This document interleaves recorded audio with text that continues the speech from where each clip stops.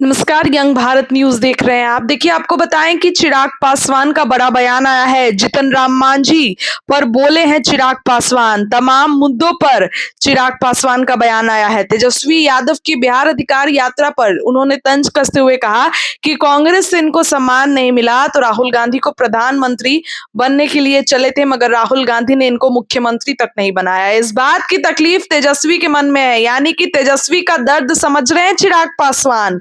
देखिए दोस्तों, एक बड़ी बात, कल अमित शाह भी बिहार आए और इसमें चिराग पासवान का बड़ा बयान आया है। आप सुनिए क्या कुछ केंद्रीय मंत्री चिराग पासवान कहते नजर आ रहे हैं।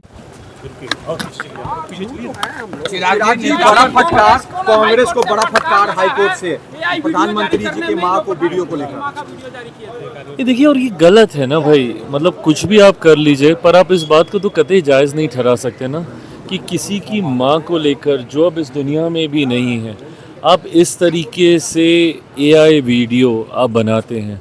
आप किसी की भावना को किस कदर, किस हद तक आप ठेस पहुंचाना चाह रहे हैं। आज मेरे पिता इस दुनिया में नहीं है, मैं समझ सकता हूं कि कल को अगर कोई इस तरीके का वीडियो बनाए और मेरे बारे में मेरे ही पिता के मुंह से ऐसी बातें बुलवाए, तो ये स्वाभाविक ही था।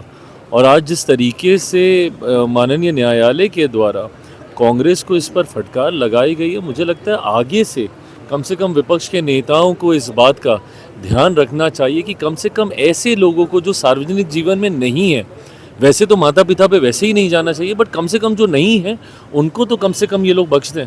तेजस्वी यादव बिहार में यात्रा कर रहे हैं सर, और कह रहे हैं कि हमारी सरकार बनी तो हम युवाओं को नौकरी और रोजगार देंगे। कांग्रेस को वोटर यात्रा को बिहार अधिकार यात्रा कर दिया। लगता है कि कांग्रेस उन्हें समझ नहीं रही, इसलिए भाई कांग्रेस से तो इनको वो सम्मान मिला नहीं।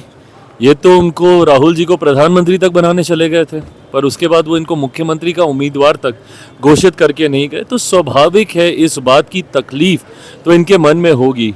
और ये आज युवाओं को नौकरी देने की बात कर रहे हैं। पूछिए ना किसके कार्यकाल में युवा बिहार छोड़कर जाने के लिए मजबूर हुए।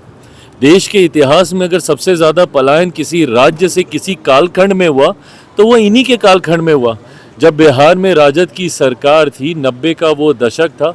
उस वक्त जिस तरीके से मजबूर किया गया बिहारी युवाओं को बिहार छोड़कर जाने के लिए, आज अगर ये युवाओं की बात कर रहे हैं तो पहले इनको उस वक्त की जवाब देने की जरूरत है। आंशिक चालू हो जाने, ये शराबबंदी नीतीश कुमार का जो ड्रीम प्रोजेक्ट था वो लागू हुआ। मांझी जी का ये कहना है एनडीए में रहकर। देखिए, तमाम बातें कोई एक दल के कहने से नहीं होने वाली हैं।